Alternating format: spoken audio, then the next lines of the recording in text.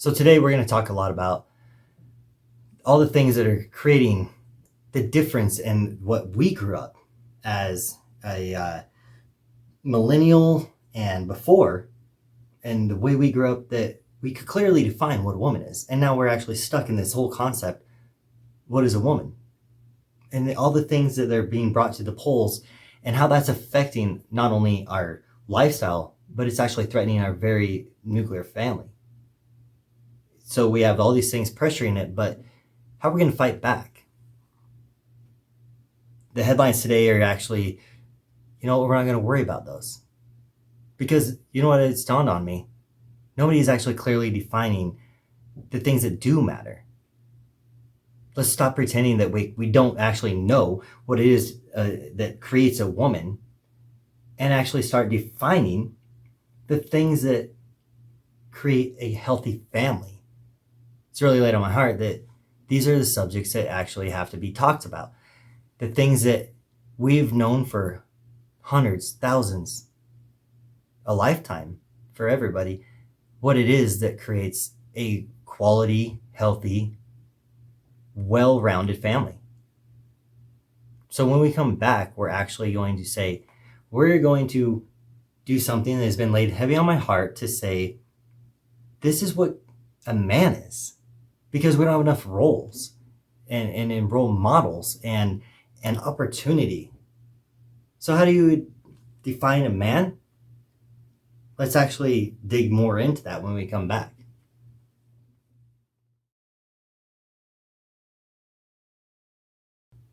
Welcome back to the Coach YaYa channel. Again, I am YaYa. Today we're actually going to define something that seems less popular than has been shoved aside. Really, it's not popular at all. It's actually considered toxic, is how they describe this. What is it to be a man? And so our title today is,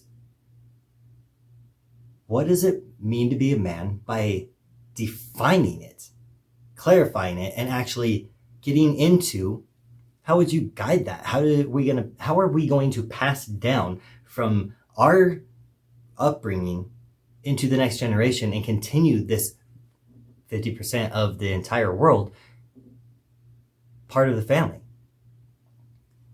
So let's go clear back to the beginning, and I'm going to break this into 3 different sections. The first one is going to be defining what a man is and clarifying some things that we all sadly do know, but it is getting so murky. Someone has to make a stand, and so that is what we are at this channel. We're all about making a stand. We're all about not beating around the bush, getting right to it and saying, someone's got to make a stand. And as a man, I'm proud to make a stand. The second one is going to be, I hope you tune into it, the next section video I'll put out later, showing what men have actually always been in history and have always shown that is built what we know as our societies today and why that has worked. We'll piece those together, and we'll actually really get into the things that say these are why it works and these are why it does not. And that is the very clear puzzle that you cannot change, whether you say you have a different gender or not. We're done arguing that. And then the third and final one we will get into, we're trying to do them weekly, and we will have that one into giving some guidance in how this actually is going to lay out, letting the next generation, or those men who actually are feeling weakened and really lost because we've been stripped away and called toxic for being what we genetically are. So don't get me wrong, this is not against women. This is not against anything that has to do with, I love my wife, I love my sister, my mother. It is not toxic to be a man. It is simply a role. And so we're not going to sit there and beat around the bush and pretend that it is unnatural to have feelings of a man or thoughts of a man or callings and urges. So let's just dive right into it. Let's go clear back to those who actually don't want to hear this and get offended. I will warn you now. We are not going to beat around the bush in any way, we are going to get right to it. And whether you agree with it or not agree with it, we're not too concerned.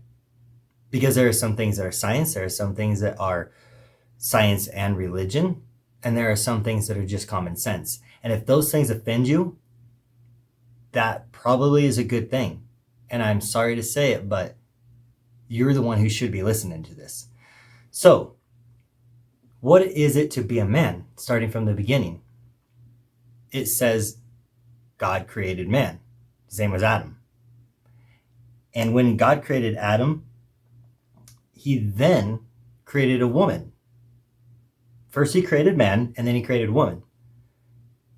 That right there clearly defines there are a difference. There are much difference. So innately there's a lot of difference. And they are there to fulfill different roles. And we'll get more into what those roles are. And they very much, and I want you to note this, they very much, from the beginning of time into now, and it will be continued into the future, the same. It has not changed. Now, their circumstances have changed. But guess what? God created man. He assigned him. He assigned him, or you could go to caveman. Whatever your choice is, he had a survival instinct and to build, to explore, and to do things. Now, you can say it takes a woman to fulfill civilization ongoing, and you can say it takes a man to fulfill civilization as ongoing. They both have a very important role. If you don't believe me, the sad thing is you can't go to modern psychologists and how they're changing the university and textbooks, because they are constantly changing. They've never changed in all of history, but yet right now they seem to be rewriting it. Not because they're changing, because they're manipulating and playing a word game. So why would God create first a man, name him a man, or would science in any way support that there was a man and a woman, and then all of a sudden there's got to be a purpose? It is to be fruitful. And so when they actually came up on the earth, God said, I am going to give you a helper. Now, not getting clear into this like a sermon or anything, I'm actually sitting here saying there is clearly a man, and he had a helper which was clearly different than him. When they knew they were naked in the garden, then they actually could see the differences. And at that moment, they actually not only were not sitting there arguing what a man and a woman was, they knew it. Caveman, cavewoman, it doesn't matter where you want to go in this, guys. This is what is so frustrating, is that people get caught up and they say, who are you to say? And you say, well, we wouldn't be here if it ever was a discussion. Guys, this is not a discussion. They each had their spot, their role, and they both had something that was identified as a gender. It is not fluent. You cannot have babies without having a male chromosome and a female chromosomes. You have X, Y, XX. You can get into it. It's a very understood thing. Why would there have to be a balance in these two things? Well, that balance is what actually has created all of us from the beginning of time. And through every generation, the men have stayed men. The women have stayed women. We did not evolve throughout any kind of evolution. This is not turned from we used to be unisex. No, we actually have always succeeded off of one very scientific fact. Men are men, women are women, and it takes both. We both have our spots. So what are those things that would say, okay, well, we got gender and we have roles, but what are these things that we're trying to describe that actually you would say maybe in modern times forgive my going off on this, but I have to actually address it because this is the times we live in. What is it that is the attributes that make a man a man? And then clearly define him different from a woman. So let's start with their natural tendency of labor. They have differences. If you get into men are actually created by all rights. When you create something and you say this is a machine, it is something that is actually built to do work. That's a man. It is our genetics and what makes us a man that attribute to why men are larger on average. And now you have these people who are constantly getting into it and they're saying, well, that's not always the case. I'm sorry, there is such thing as midgets. I don't know if I can say that on this channel, but there is such thing as midgets. There is such thing as people who are technically giants. But within even these categories, men tend to be, on average, larger. Why? Because no matter how you categorize this, they are actually laborers. More dense bones. They have higher testosterone. Their labor is in laboring. That is why God said, by the sweat of your brow, Adam. So you say, well, do women not work? They do work. What is their attributes? Let's just clearly get this off the ground and define how their laboring and attributes hold a role. So woman's natural and genetic labor attributes is more tribal. They are actually on an emotional level sitting at a spot where they have a, call it what you want, higher developed or a more keen or natural or innate. Don't sit here and argue this crap with me that it is hard to define. It is not. Call it whichever you want. Innate, natural, whatever. They actually are the glue. And you say, well, the glue to what? Men by nature build. They have a natural tendency to go explore, create new, and they want to build by nature. A man will find, actual success and joy and peace within himself. And his attributes are to build, explore, and actually create. A woman's attributes are to be the glue, to hold together, whether it be emotionally, whether it be a tribal side. They are the glue in which the man builds it and the woman manages, succeeds at actually letting that go into the next generation. This is not some odd thing. If you go into any animal, there is the very clear, it will be a male and a female who create offspring, and the male will not be the one to pass down the next generation of holding that gap together. It's the female, the bear with their cubs. You got a sow and her cubs. You don't actually have these things that go against the grain. It is always with the grain, whether you're talking animalistic, which covers the science of those who want to say we all came from monkeys. Fine, whatever. Cut the crap. It's still the same blueprint of animal side, God creation side. The female is the helper to pass down the next generation. She is the one who God has blessed with the womb. So you get into the ones that actually like to go and say, well, it's not that simple. Yeah, it's not that simple. It can be so influenced. It can be so influenced by so many different things. What about in this culture? What about that culture? What about these things that are actually just, it might have been normal in this culture and not in this culture? Fine. Let's actually go there. There are some cultures that are you actually wed against your will because you were passed or used, women used as property. Those are things that are not an innateness, they are cultural. And now we're actually creating a new category. So these things that are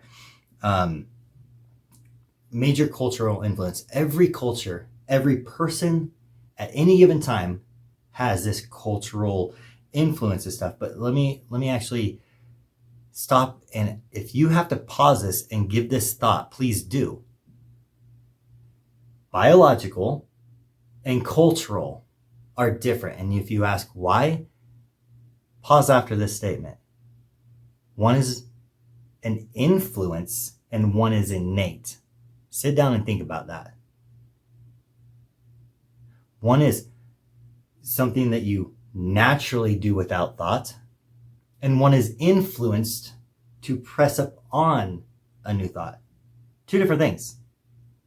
So I want you to actually sit down and say, if you can't separate those two, then you are actually against pretty much everything ever taught, whether you're talking Darwin or you're talking the Bible. It doesn't matter. These things are actually in every way separate there.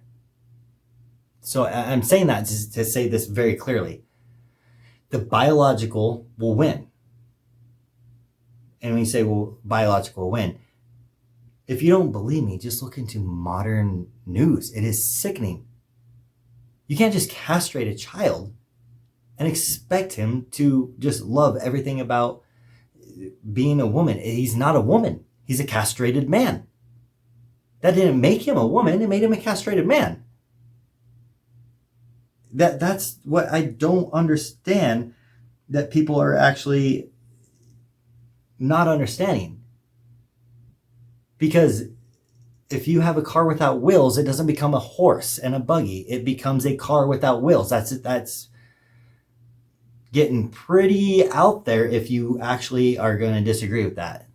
So I'm not going to waste my time with those types of people because they're everywhere. I used to think it was not, but I don't know what to say. The world's just going flipping stupid. Not crazy, not off the wall, not out there. They're just flat losing their freaking common sense.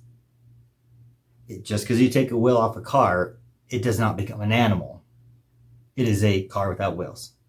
So with that being said, you have the things that are human nature and things that will be set into motion by nature, and they are separate again by the man and the woman. If you take a woman, for instance, and you say you want to say she's going to, by nature, use her feminine side. So guess what she does? The oldest recorded and documented any profession that is money for a trade everyone knows is prostitution. That is not something that is an ethical thing. It is not something that is, it doesn't matter. It is an innate thing because guess what? Women have the power of using their feminine side and the influence. This did not create a bunch of lesbians. This was women using their natural innateness against men. That is where women have the upper hand. Nothing against either of them. That's just the way it is.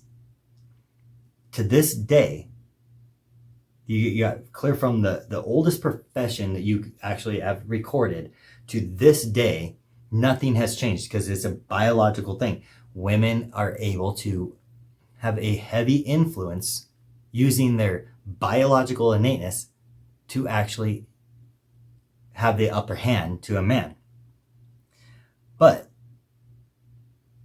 if you actually want to take a physical attribute that a man has, how many times do you hear a man that actually physically abused a woman to get his way, to be a power of persuasion? He will physically, because he is, if you actually look at it, he is the vast majority of the time, unless there is such thing as like having disabilities or having odd circumstances.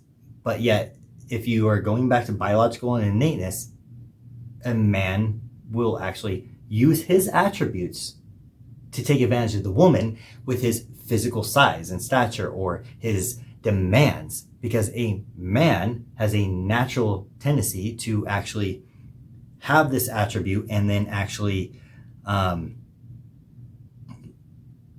abuse it. That's not saying it's right, but that's where the biological innateness comes in. So you say, well, you can clearly see the differences. You don't hear about men, and we have many comedies that actually have, men like flaunting, flipping their hair and talking silly and giggling. And it's funny for a reason, because we all understand without anything being said, that's supposed to be comical. So we clearly can see the difference between men and women. We have these biological innateness, this physical attributes that is not something that a person gets to just pick and choose. It is something that is within their genetics. So within that being said, since we can clearly see the difference between men and women, let's get back to what we're actually saying. What's a man? Well, they actually have this old sayings. And they say, is it the role that defines the man, or does the man define the role?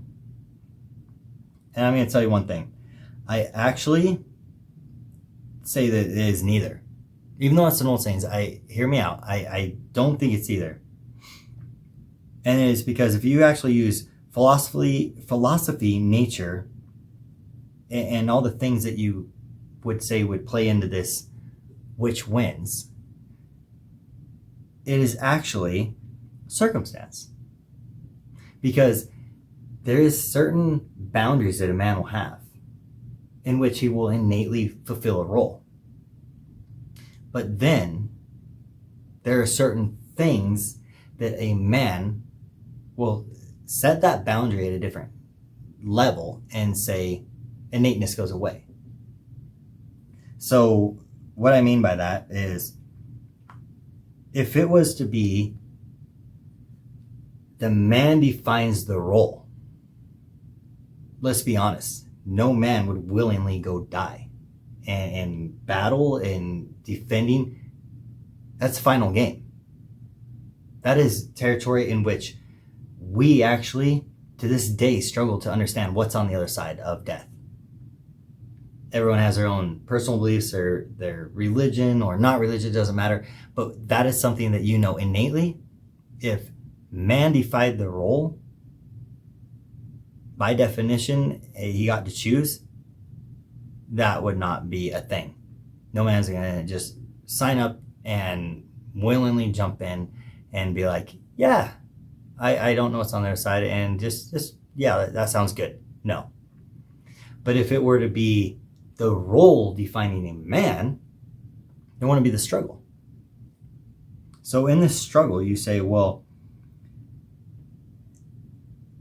it's just a craziness that's leading it. And it is where a man, by innately, the old sayings, he would die for love, and she would die for love, or whatever. But the whole thing is, no, it actually would be a power struggle that would be more defined, and it is a struggle. That's the point. It's a power struggle for which is which.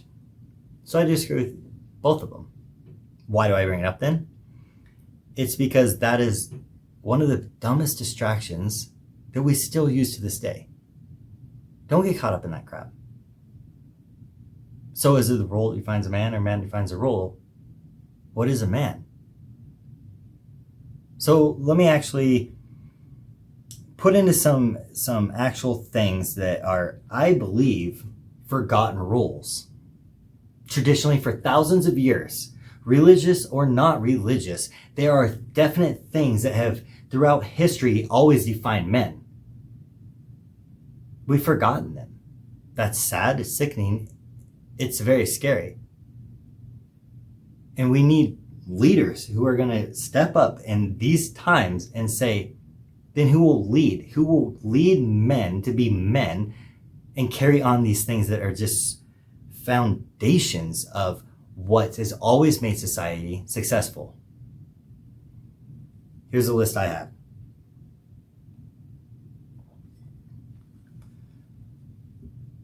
Number 1, a man by nature should not be afraid to sacrifice. If you want to be a man, it's going to take sacrifice. And what kind of sacrifice? The type of selflessness. A true man will do anything to take care of his family, sweat off his own back. He will actually be the last in line of his own game plan. That's a man. Not because he gets something in return. A true sacrifice is willing to do what you don't want to do, which is not in your best favor, but in the best favor of those you love and care about. Because a true man will actually be the one who, when he says, I am the head of the house, it is actually earned. Some of our society has forgotten. We cannot forget this, guys. This is 101. You wonder how come women are fighting so hard for their rights? It's because not enough men are stepping up to this. They're not stepping up to anything on this list. So what makes them a man? That's where it's getting confusing. We need to very clearly be unapologetic when it comes to saying, no, this is what makes a man, and we expect men to be men. So, number 2, next one on the list is be led by your convictions, not by your fears. A man that's led by fear is 9 times out of 10, sorry, I'm hiccuping here, scarier than what the issue is in the first place. That is one of those situations where you say, if you have your own desires put into it, if you have your own fears, these are things are which no one in society, women, children, those around you, other men, they cannot sit there and actually have a great understanding of what your fear and desires are. That's called manipulation, and that is to be an extremely toxic thing. That is what started this whole concept of toxic men. We got to debunk that, guys. We have to step up as men and say, no more. Because a man who is led by his conviction will go back to self-sacrificing. He will actually do what needs to be done. That's the man who actually created a better future for the rest of society. That's a man who actually jumped the grenade. And that's what men are here to do. And if you don't like that, I'm sorry, you're not a man. And that is what you should innately, with pride, take that responsibility and role. It doesn't matter what he said, she said, they say, all those pronouns, doesn't matter. That is something that is a man, you should put conviction at the utmost, because conviction is the best leader. It trumps fear. It trumps desires. It trumps being served, and it becomes a servant, in which that's how come God made you. The bigger, the stronger, that those things are to be better equipped to be the one to take that role. That's the role of a man. And if you aren't willing to do that, don't call yourself a man. That's offensive to all of us. Another one. It should actually be in a hierarchy. I don't know how to say this. So many times men are described as like a bully, a tyrant, a toxic thing. These are not things that a man should be known as. They should be known as the one who actually has a pecking order that is defined clearly, that is actually set into motion before it is actually physically set into motion. You should know a man and his hierarchy before it is ever pushed, for a reason. If you're a person who claims to be a man, it is a God-given gift. It is a biological gift. It is evolution gift. Call it what you want. I fear God. And if you don't fear God, then it's an evolution gift. It is your responsibility to say there's a hierarchy. And guess what? You are there actually to take the responsibility and the actual burdens and the problems. They're going to come with society. There's going to be differences. If you see someone who is being taken advantage of in public, and it is a man that is in a weaker spot, it is a woman or child of any kind, senior citizen, it is your responsibility as a man to actually step up. Because guess what? You're not the ruler, you're not the tyrant, you are the leader. Leader to jump on that grenade, jump on that danger spot. It's earned, guys. You cannot forget that. That is number one, and you will spend your entire life sitting there explaining away at some stupid pulpit. That's not a man. That is good advice, in which a woman should be able to give that same advice and have the same respect for giving correct advice. But when it comes down to what's a man, it's the one who actually is willing to say, I'm not going to jump in and do something only if I win. No, you jump in even if you are pretty much 100% sure you're going to lose. That's your responsibility. Be a man. Change this world. Another one that makes a man a man.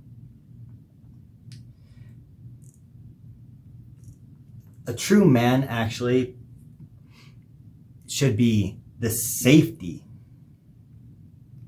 in others. All others should see you as safety. Men, women, children, but especially women, children. You are the safety of society. And if you don't like that, then you're not a man. How many times can we say this? Women and children should have safety in knowing what you could do, whether it be physically, spiritually, emotionally. They should have the safety of knowing your capabilities and safety of knowing that you're a safe spot for them in all those ways. Because you're stronger, it doesn't mean you get a pop off of the mouth. Because you are, quote unquote, emotionally stronger, doesn't mean you get to manipulate a woman who is in a troubled spot or a child who is struggling. You don't get to mock. These are things that take away that our society is actually misguided, and they are actually getting enough traction to say it's toxic. It's up to us to actually turn this toxic crap around into proving the other. So be the safety of everyone, whether you like it or not, whether you're going to win or not. Be their safety, emotionally, physically, spiritually, as a leader. Another one. A true man will, for sure, be predictably steadfast and transparent. There's those old videos or whatever, you see these videos of these two dogs who are just barking through a fence and just puffed up and tough guy, and they're just nonstop, just running their mouth, just let me at them. Oh, if they knew. And then the fence opens up and they don't do anything. A true man is a person who actually, it's not because you have genitalia of a man, not because you have the genes or the genetics or biology of a man. It's because a true man, no one should have to question when that fence opened what you're going to do. Everyone around should actually be able to, prior to it happening, know exactly what you're going to do. And if you are going to be out strength or outsmarted, that's not what makes you a man. That is an attribute that in which you are very much asked and responsible for contributing that attribute.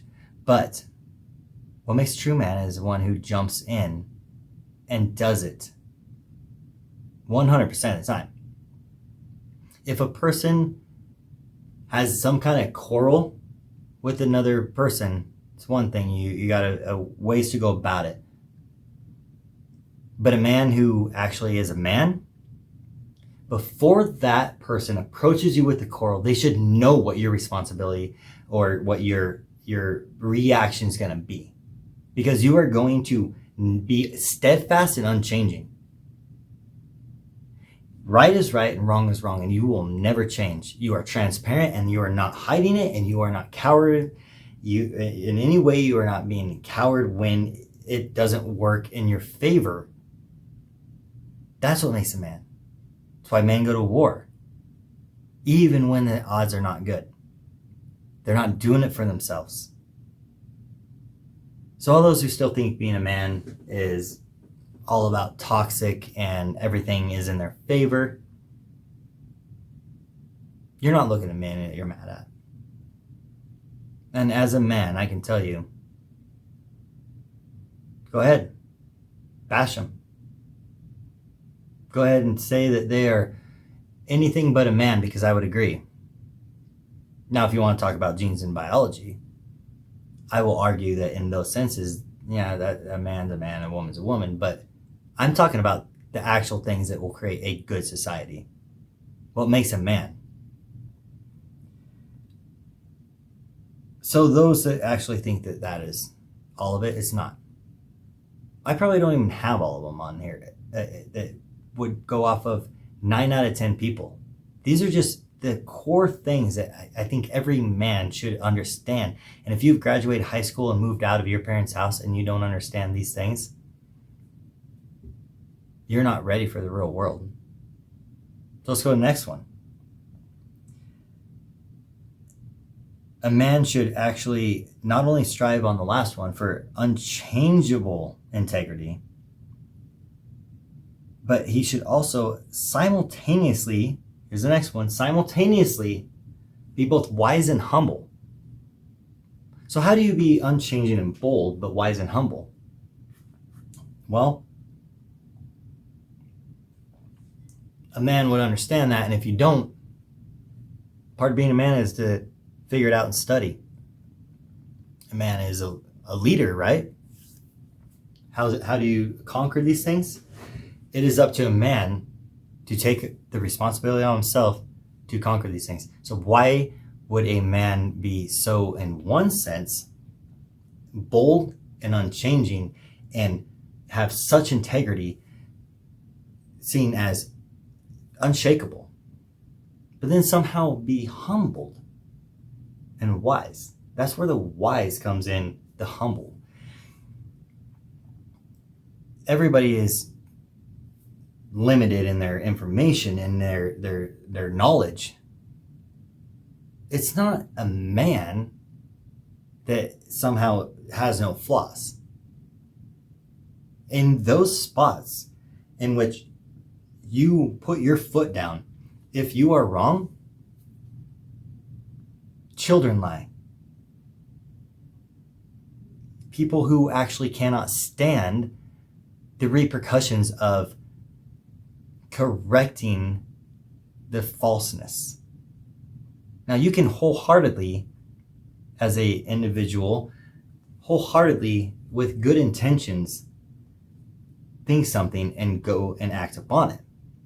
But a true man understands the humble side of it should be, I'm going to actually be a leader in the sense that if I'm wrong, I will put my pride aside and I will gain wisdom by shutting my mouth, learning, and diligently seeking truth and wisdom.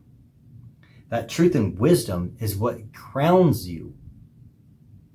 It crowns you as not somehow better, but actually more worthy. Does that make sense to say it is not better, but more worthy? I want you to think about that. Those two things have their spot. It's like saying, is a child worthy to be protected from being aborted?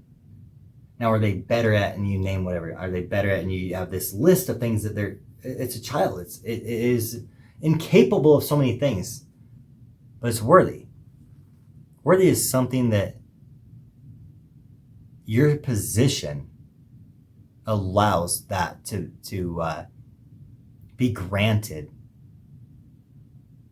within itself a right. Not because they're perfect, not because they're so capable, but worthy. Study that if that doesn't make sense to you. Not granted, but worthy. And so, last but not least, you ask, what is it that makes a man so definable, so much, just so distinguished and different from a woman or a child or the other humans who are in their process and their corner in their role? These attributes are not something that is 100%, but in man, this is what his innateness should strive for, and that's something we're getting stripped away and losing. So when these attributes are actually being taken away because society is saying, oh, it's not your responsibility. False, it is. It is your responsibility. And if you sit there and watch the times that they actually say, this is not your responsibility, and they give you the out, that out is just an option. Men have been opting out so much, we can't even define them anymore. Now, don't get me wrong, I do sympathize and have some empathy within the fact that men are kind of, especially with, you add the race card on it, put into these unfair corners. It's no one's responsibility to jump up. If a person stands up for a man, it's a community, a friend. It's not anybody's exact responsibility, it's their love. But when you talk women, children, and all that, men, it's your responsibility, regardless of love. And that is something that we have lost. And it is sickening to watch how little of love and how little of responsibility. And now we can't even define it. So men, I hope you stay continued with this and you watch us. Understand we are not superior. We're just different in our roles and attributes. And that's innate. Be unapologetic. Be fair. Be loving. And more than anything, just live up to the sayings. Grow some balls. And actually be a man. So put your comments, put your arguments. We love hearing them. I hope you stay tuned for the next one so that we can continue this talk of how this has always had this ongoing system that is very much needed. It's very much an attribute that will actually be the builder or the corrupter of each individual society, and we're no different in ours. So please stay tuned. We'll have one out next week, and let us know what you think. Spread the word. And this is the YaYa channel, and if you actually listen to us, we would love it if you would just subscribe and let us know with some feedback. Till next time.